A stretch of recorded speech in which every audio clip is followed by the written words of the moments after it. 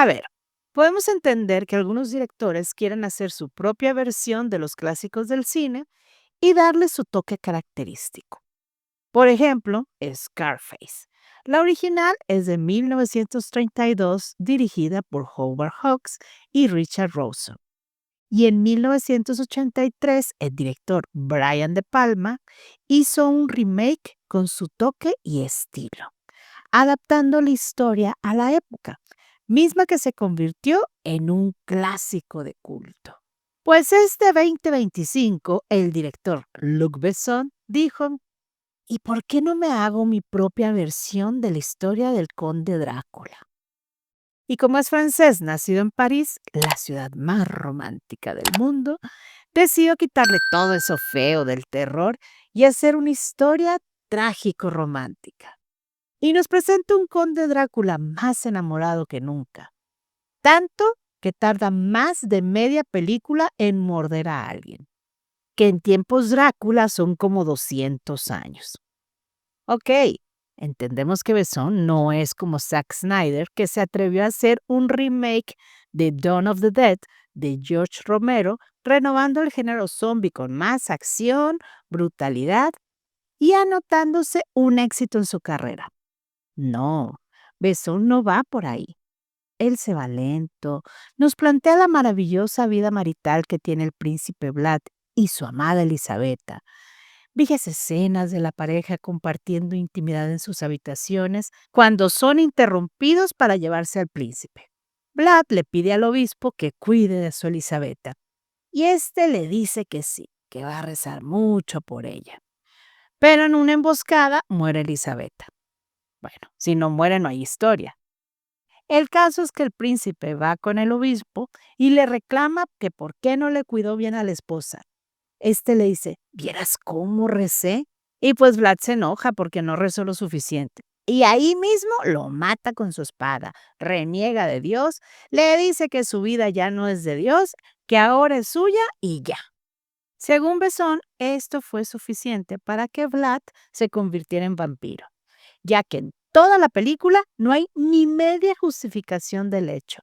Nadie lo mordió, nada. Una falla grande de la película y una traición al personaje y a la historia. Y hablando de malas adaptaciones, esto me recuerda a Drácula 2000 del director Patrick Lussier, que intentó modernizar al conde con una historia absurda, poniendo a Drácula como Judas Iscariote. O sea, ¿por? Pues igual nuestro Luc Besson. En el afán de hacer una adaptación diferente, deja de lado personajes tan importantes e icónicos como Van Helsing o Renfield y los sustituye al primero por un sacerdote. Así, sin nombre, así está en los créditos, el sacerdote, interpretado por Christoph Waltz en su papel de Christoph Waltz. O sea, el mismo que hizo en Bastardo sin Gloria y Django sin cadenas. Este sacerdote aparece y desaparece según lo requiere el guión. Un desperdicio de personaje que al final parece un terapeuta del conde, explicándole que eso de ser vampiro es malo y le hace mal a los que lo rodean. Otro personaje mal escrito es el de Jonathan Harker, ahora un abogado que trae unos asuntos con unas tierras en París, que por más ateo que nos los presentan, pues ni le asusta el castillo, ni ver al conde Drácula que no come, menos que mueve las cosas con la mente, y mucho menos le hace caso cuando le dice que no salga de noche de sus habitaciones. ¿Qué hace? Pues sale a explorar, encuentra al conde durmiendo en su ataúd. Sí, porque este Drácula duerme de noche. O sea, todo mal. Aquí vemos la peor aportación que hace Besón a la trama.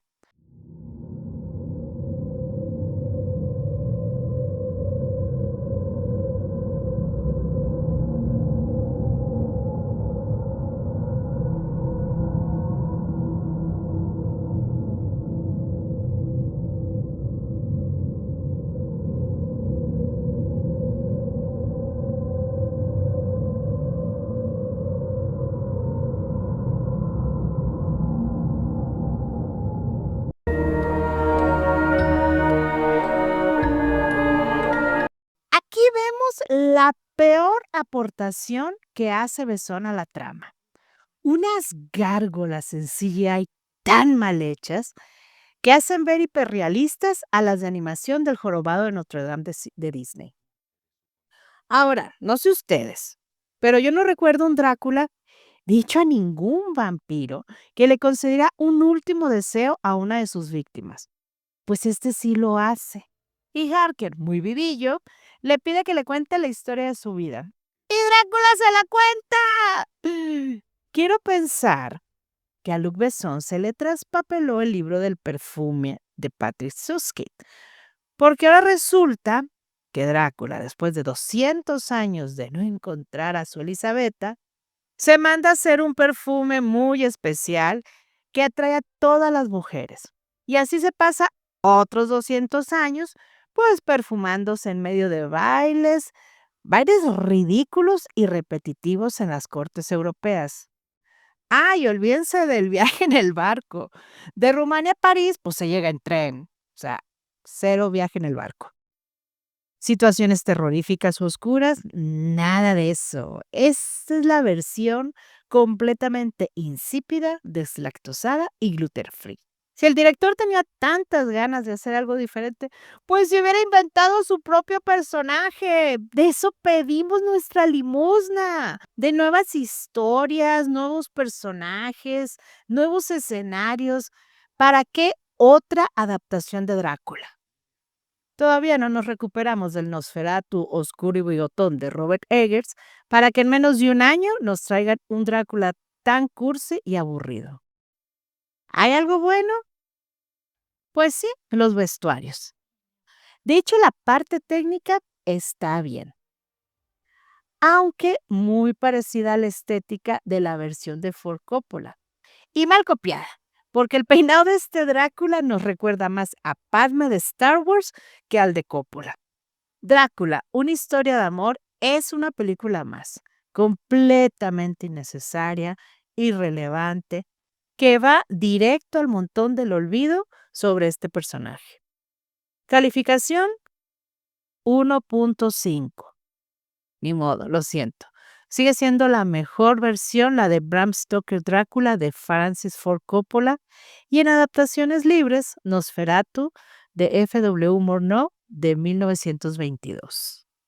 ¿Ustedes qué opinan? ¿Están de acuerdo con nosotros o les gustó esta nueva versión de Drácula?